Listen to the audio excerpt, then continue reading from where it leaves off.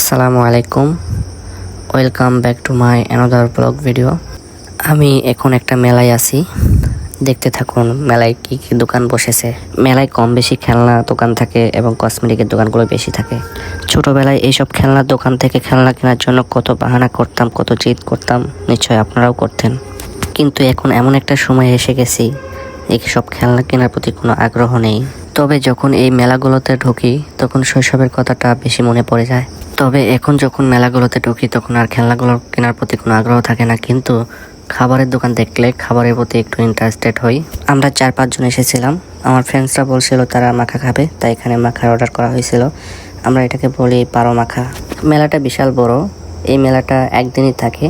এই পাশে সাংস্কৃতিক অনুষ্ঠান হচ্ছে, এখানে একটা বিখ্যাত শিল্পী আসবে, নামটা আমার সঠিক মনে নেই। ম্যাক্সিমাম মানুষ এসেছে এই সাংস্কৃতিক অনুষ্ঠান দেখার জন্য, যেমন আমরাও এসেছিলাম কিছু গান শোনার জন্য। কিন্তু কিছু নেতার অনুপস্থিতির কারণে সাংস্কৃতিক অনুষ্ঠানটি কিছু সময় পর শুরু করবে, কিন্তু আমাদের এত সময় ধৈর্য হবে না, তাই আমরা সাংস্কৃতিক অনুষ্ঠান শুরু হওয়ার আগেই চলে যাচ্ছি বাসায়। এই পাশে বাচ্চারা বক্সিং খেলছে, দেখতে ভালো লাগতেছে। আর এই পাশে যত সব খাবারের দোকান সব এই পাশে। এখন রাত 10:30 বাজে, তারপর অনেক লোক এখানে, আরো লোক আসতেছে শুধু গান শোনার জন্য। মেলাটা সম্ভবত রাত 12টা থেকে 1টা পর্যন্ত চলতে থাকবে, তারপরে ক্লোজ করে দিবে।